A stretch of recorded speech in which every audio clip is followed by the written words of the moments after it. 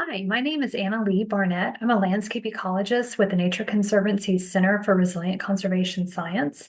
I worked on our freshwater resilience analysis for the Conterminous US, and I'm excited to share how you can interact with the results of this work through our Resilient River Explorer tool. The Explore the Data tab helps users better understand a watershed's freshwater resilience score. You can explore the metrics and source data sets used to assess each resilience component. In this segment, I'll show you how to explore the condition component of the physical score. First, let's click here on this diagram to see how condition fits in the overall model of freshwater resilience. We can see that condition, along with connectivity and diversity, comprises the physical score of freshwater resilience. The green boxes indicate the metrics used to assess condition, while red font tells us the source datasets available for viewing to help us interpret the metrics. Let's scroll down and click OK to exit. When I'm ready to explore a river's resilience score, the first thing I do is scroll down and turn on the buttons for additional metrics and source data so I'll have access to this more detailed information. Next, I expand the Map Layers tab, scroll down, and turn on the state boundaries so I can zoom to my area of interest. Alternatively, you could type in the name of a river or other geography in the search bar. I'm going to zoom here to North Georgia so we can take a closer look at the condition of the Conasauga River. Once I'm zoomed in, I like to turn on additional layers for context, river dams, rivers, and functionally connected networks. Here is the Conasauga River in North Georgia. Its functionally connected network is shown with the thick blue outline. Currently, we're looking at the freshwater resilience score. You note the scrollable legend here tells us what's in the map. Clicking on Condition will display the condition scores. Watersheds in blue are in relatively better condition than watersheds in brown. I can see that the headwaters of the Conasauga are in good condition, and the remainder of the river's watersheds are mostly average in yellow, with a few watersheds scoring slightly below average in brown. To better understand the condition pattern of these watersheds, I'm going to click the caret to explore the condition metrics in detail.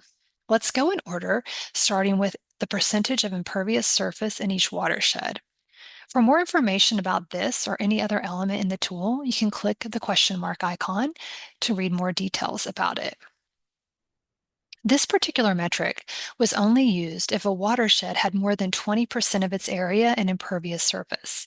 If a watershed met this threshold, it automatically received a far below average condition score, regardless of its other condition metric values. I can see that one watershed in the Conasauga River area met this threshold. Clicking on Condition reveals that it indeed received a far below average condition score. Clicking on Naturalness shows us how the watersheds compare in terms of natural cover in their watershed, floodplain, and riparian area. Watersheds in blue have more natural cover, while watersheds in brown are more impacted by development and/or agriculture. Expanding the caret lets me examine the individual metrics used to calculate the overall naturalness score. For example, we can take a closer look at floodplain and riparian naturalness. Let's zoom in here to these two watersheds. We have one that scored below average for floodplain and riparian naturalness, right next to one that scored slightly above average. Let's turn off the resilience results by clicking this button, turn on the extent of the floodplain and riparian area for which this metric was calculated, and then we can also turn on land cover to see what's going on in this floodplain riparian area. We'll increase the transparency, and we can see right away that this floodplain riparian area has a lot of row crops and agriculture, whereas the floodplain and riparian area of these watersheds is much more natural and intact, explaining the difference in the scores of those two watersheds side by side. Let's turn these two data sets off, turn our resilience results back on. When we look at the naturalness score of the watershed by clicking this button, the picture changes a bit.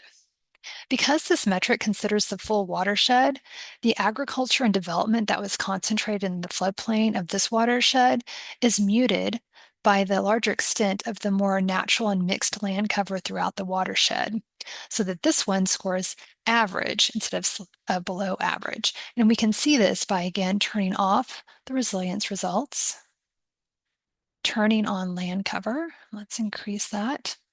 And we can turn on our HUC 12 watershed boundaries to get a clearer picture of this. So again, we can see that these watersheds here have much more natural cover. This watershed that we were looking at, the agriculture and development is concentrated in the floodplain with some more mixed land cover throughout the rest of the watershed, which is why it scored average for overall watershed naturalness.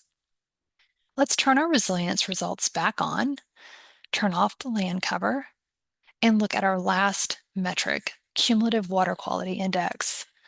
To estimate water quality, USGS Sparrow data was used to assess the cumulative yield of total nitrogen, total phosphorus, and total suspended sediment. If we expand the caret for water quality, we can turn on the raw sediment, nitrogen, and phosphorus values for our area of interest to see their patterns. Let's go up and turn off our resilience results so we can take a closer look at this raw data. Clicking on suspended sediment and looking at the legend tells us that watersheds in the darker brown color had higher sediment yields than watersheds in the lighter brown color. Again, we see in this part of the functionally connected network, the area scored better for sediment compared to this area over here. And you could look at the other constituents of the water quality index in the same manner.